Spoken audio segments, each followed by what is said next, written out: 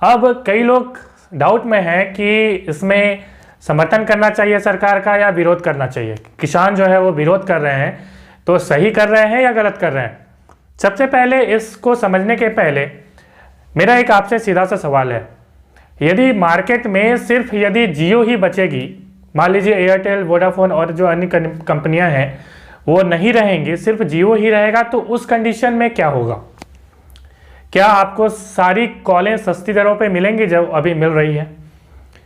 अभी आप देख रहे हैं वोडाफोन की स्थिति बिल्कुल ख़त्म हो चुकी है ना, और एयरटेल जो है रिवाइव किया हुआ है। वोडाफोन तो कह दिया है कि उसकी जो है कंडीशन बहुत ज़्यादा अच्छी नहीं है। दूसरा कंडीशन है, यदि मान लीजिए कि बीजेपी ही सिर्फ हमारे भारतवर्ष में एक बड़ी पार्टी बनकर रहे और बाकी पार्टियां की स्थिति खराब हो जाए, तो उस कंडीशन में क्या हमारे देश में डेमोक्रेसी बचेगी? ये मेरा दूसरा सवाल है। दोनों ही का आंसर बिल्कुल यही होगा कि नहीं, और कंपनियां भी जो है होनी चाहिए जियो के अलावा, क्योंकि उससे क्या होगा कि एक कंपटीटर उसे मिलेगा और जो उसकी प्राइस है, उसकी जो कॉल की रेट्स है वो नियमित रहेगी, रेगुलेटेड रहेगी।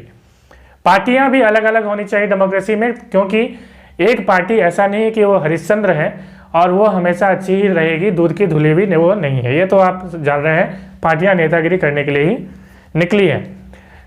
आप यदि सोच रहे हैं कि वो देश सेवा ही करती रहेगी तो आपका यह भ्रम है। दूसरी बात, अब यहाँ पे जो किसान आंदोलन कर रहे हैं, क्यों कर रहे हैं समझते हैं इसे। सबसे पहले the farmers produce trade and commerce proposal, ये वाला एक्ट जो है, इसमें क्या है कि एपीएमसी जो है वो रहेंगी, सरकार ऐसा कह रही है कि एमएसपी भी रहेगी, लेकिन ऐसा कोई रिटर्न नहीं लिखा हुआ है, क्योंकि आप किसी की मौखिक बातों से बिल्कुल जो है आप नहीं कर सकते हैं, श्योर नहीं कर सकते हैं कि वो चीज़ रहेंगी। सरकार कह रही है कि एमएसपी भी रहेगी। एमएसपी का मतलब होता है मिनिमम सपोर्ट प्राइस। 1966 के आसपास इसका ये स्टार्ट हुआ था। यह स्टार्ट करने के पीछे कारण ये था कि जब हमारे देश में हरित क्रांति लागू करी गई, तो उस समय में क्या हुआ कि एकाएक काफ़ी ज़्यादा प्रोडक्शन हुई, गेहूं की हुई और धान की बहुत ज़्यादा प्रोडक्शन जो है पंजाब एरिया में हुई। और उससे क्या हुआ कि प्रोडक्शन जब बढ़ता है, आपको पता है, तो कीमतें घट जाती हैं। तो इससे क्या होता है कि किसान जो है, किसान को कम कीमतें मिलती। यदि प्रोडक्शन बहुत ज़्यादा होने लगे तो किसानों को रेट कम मिलेगा, और जब रेट कम मिलेगा तो किसान की स्थिति खराब होगी। दूसरा ये था कि भारत सरकार के पास एक ये दिमाग में था कि भाई हमारा जो देश है वो दूसरे देश से आयात कर रहा था उस टाइम में, मैं 1960s की बात कर रहा हूँ। तो देश को एक अन्न भंडार की काफ़ी ज़रूरत थी। यदि इमरजेंसी के समय में मान लीजिए प्रोडक्शन बंद हो जाए, जैसे कोरोना के समय में हमारे देश में कृषि का कार्य चलता रहा, लेकिन हो सकता था कि किसी कारणवश यदि युद्ध हो जाए तो उस टाइम में एग्रीकल्चर एक्टिविटी या दूसरी एक्टिविटी बंद हो जाती है।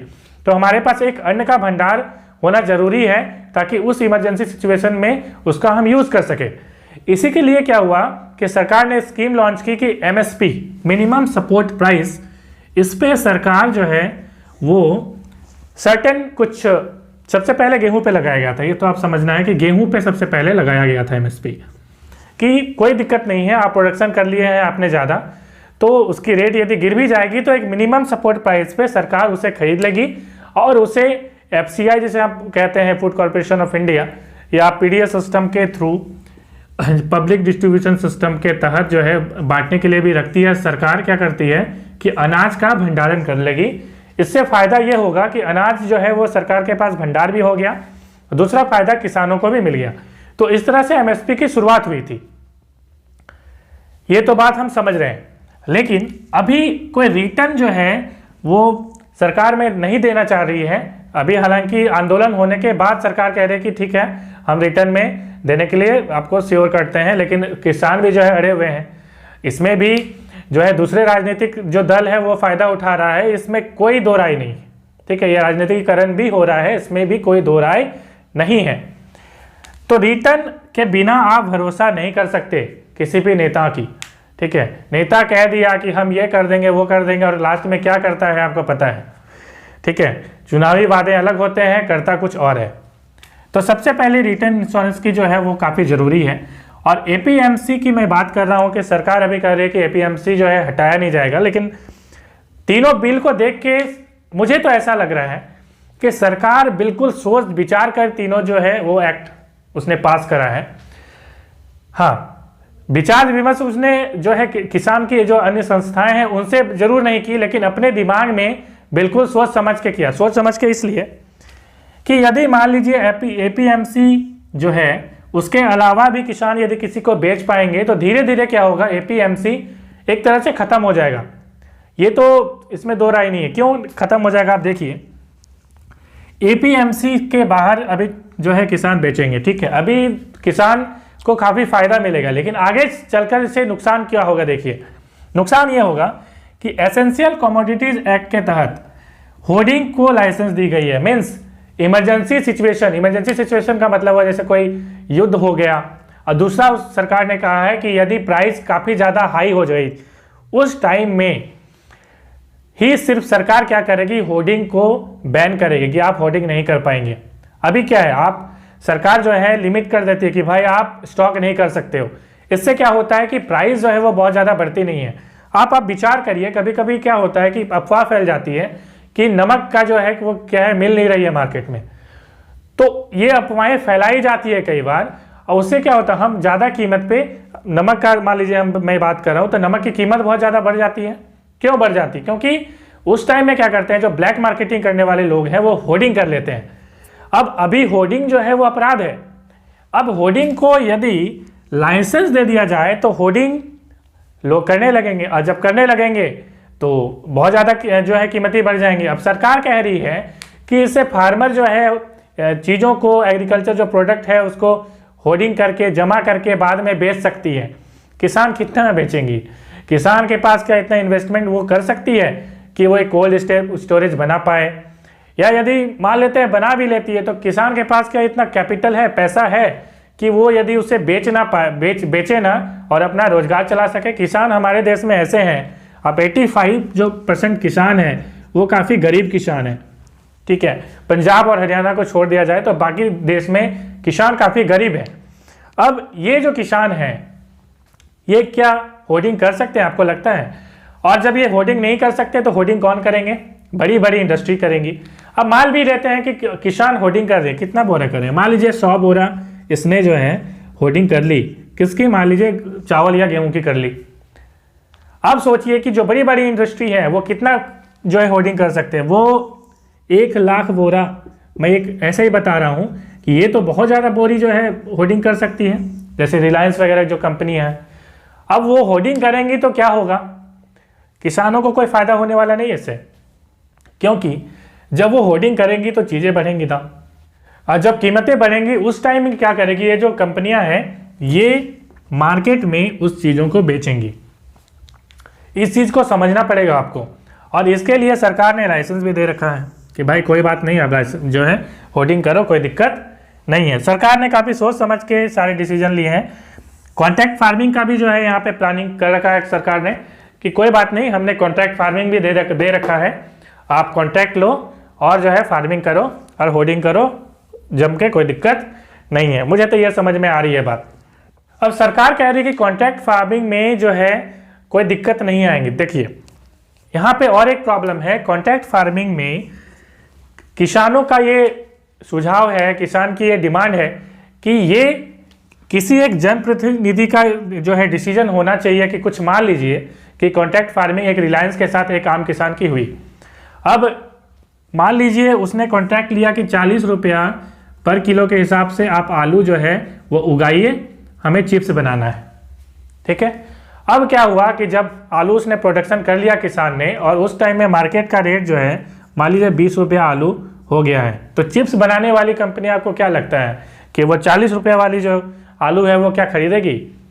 और उस टाइम में यदि वो डिनाई करती है तो इसका निपटारा कौन करेगा?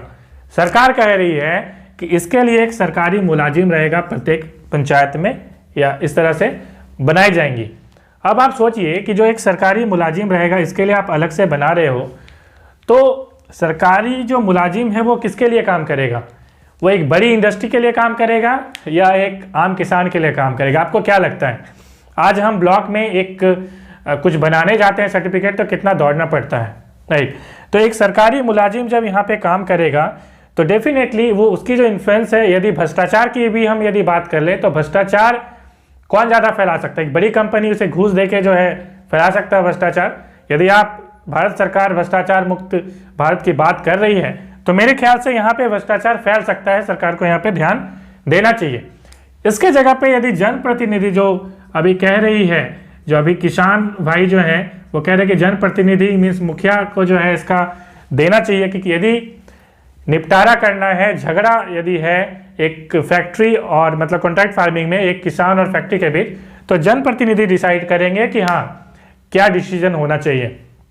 दूसरी बात यह है कि सरकार यह भी कह रही है कि ये जो सरकारी मुलाजिम डिसीजन देगा वही अंतिम निर्णय होगा, इसको कोर्ट में आप चैलेंज नहीं कर सकते। कितनी बड़ी प्रॉब्लम यहाँ पे आप सोचिए, एक सरकारी मुलाजिम ने जो कह दिया वही उसकी जो है फाइनल डिसीजन हुई, आप कोर्ट में नहीं जा सकते। आप सोचिए कि सरकार के इस फैसले से किसान की हालत क्या बदतर नहीं हो सकती?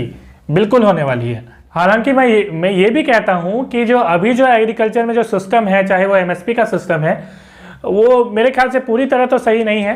तो रिफॉर्म तो काफ़ी ज़रूरी है, रिफॉर्म होना, सुधार होना कृषि में काफ़ी ज़रूरी है, नियम बनने चाहिए, लेकिन सरकार को इसके बारे में सोचना चाहिए, मिल विचार के जो है इसमें फैसले लेने चाहिए।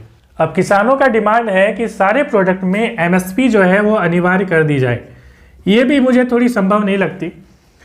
एमएसपी की बात करी जाए तो आप देखेंगे डब्ल्यूटीओ के कई मापदंड हैं। आप जब वर्ल्ड में आप वैश्विक बाजार अभी बन गया है, आप वर्ल्ड में जब आप बिजनेस करोगे को कई देश क्या होता है कि भारत को कंप्लेन करता है, भारत के खिलाफ कंप्लेन करता है। जैसे मैं गन्ना की बात करता हूँ तो गन्ना जो हमारे इंडिया में इसकी प्राइस है वो 1900 समथिंग रुपीज़ है, मान लीजिए 1947 के आसपास इसकी प्राइस है।